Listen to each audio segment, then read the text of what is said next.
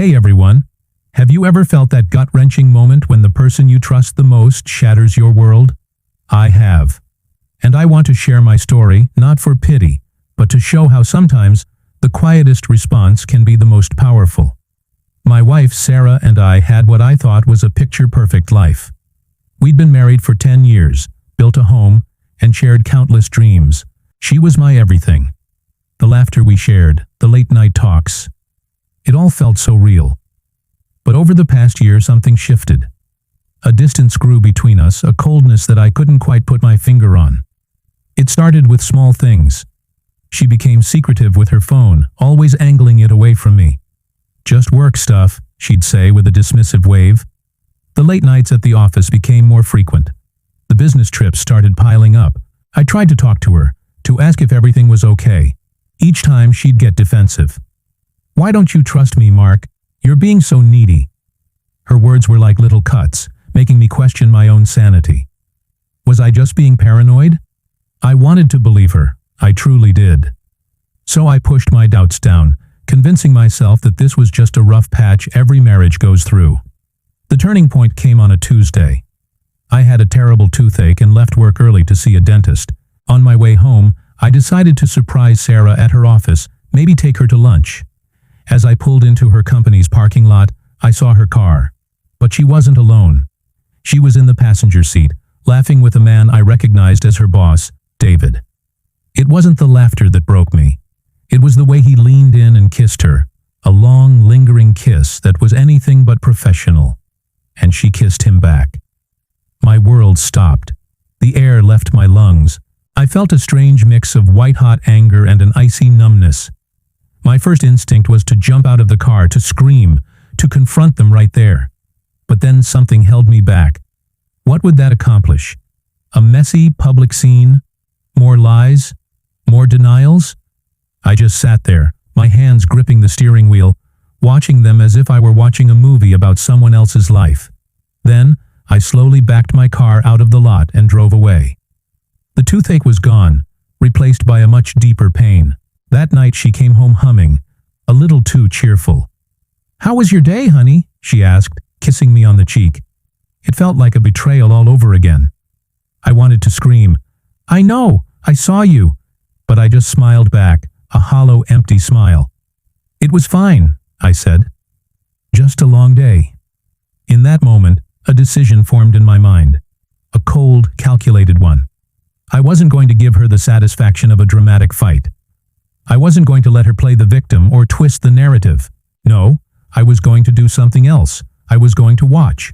I was going to gather my evidence, protect myself, and let her own choices lead her to whatever end was coming.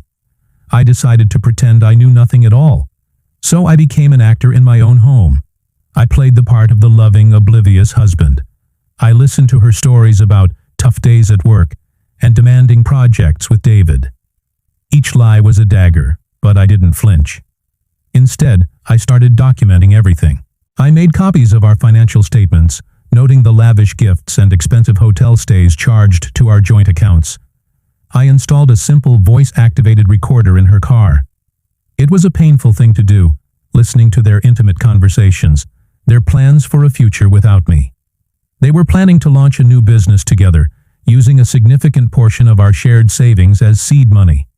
Her plan was to leave me once their new venture was secure. The hardest part was maintaining the facade. I'd make her dinner, ask about her day, and even plan weekend getaways, all while knowing she was counting the days until she could leave me. There were nights I'd lie awake next to her, my heart pounding with a mix of rage and grief. How could the woman I loved be so deceitful? How could she look me in the eye every single day and lie so effortlessly? This went on for 6 months. 6 months of living a double life. While she was building her new life in the shadows, I was quietly dismantling ours. I consulted a lawyer, showed him my evidence, and we drew up divorce papers that were ironclad. I separated my finances and secured my assets. I was building a lifeboat while she was busy drilling holes in the ship we had built together, thinking I was blissfully unaware. The day she chose to tell me was ironically our anniversary. She had booked a table at a fancy restaurant, the same one where I proposed. I knew what was coming. I could see it in her eyes. a mixture of pity and rehearsed resolve. Over dessert, she took a deep breath. "Mark," she began, her voice soft. "We need to talk. I haven't been happy for a long time. I think we need to go our separate ways. I've met someone." I just looked at her, letting the silence hang in the air. I didn't yell. I didn't cry. I simply nodded. "I know, Sarah," I said calmly. The color drained from her face. What do you mean, you know?" "I know about you and David," I continued, my voice steady. "I've known for 6 months. I know about the trips, the money, the new business you're planning to start with our savings." I watched as confusion turned to panic in her eyes. This wasn't how her script was supposed to go. She was supposed to be in control, to be the one leaving me heartbroken and confused. The next day, she was served with divorce papers. Everything was laid out in black and white. The evidence of her affair, the proof of her financial infidelity. All her plans to take half of everything, including the money she intended to invest with her lover, fell apart. Her affair partner David, upon learning that the investment money was gone, and that his own wife would soon find out about the affair, distanced himself from Sarah immediately. His own career and marriage were on the line. Suddenly, Sarah was left with nothing. The man she betrayed me for abandoned her. The money she was counting on was legally protected. Her reputation was in tatters. She came to me, crying, begging for a second chance. She said it was a mistake, that she never meant to hurt me. But the words were hollow. The trust was gone, incinerated by months of lies. I didn't do it for revenge. I did it for self-preservation. I refused to be a victim in my own story. By staying silent and observant, I took back my power.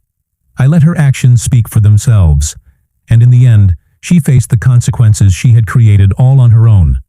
It was her own karma, delivered by her own hands. Walking away from that marriage was the hardest thing I've ever done, but it was also the most liberating. It taught me that sometimes the greatest strength is found not in loud confrontations, but in quiet resolve. It's about protecting your peace and understanding that you can't control other people's choices, but you can control how you respond to them. My new chapter is about rebuilding, healing, and finding happiness on my own terms. Thank you so much for listening to my story.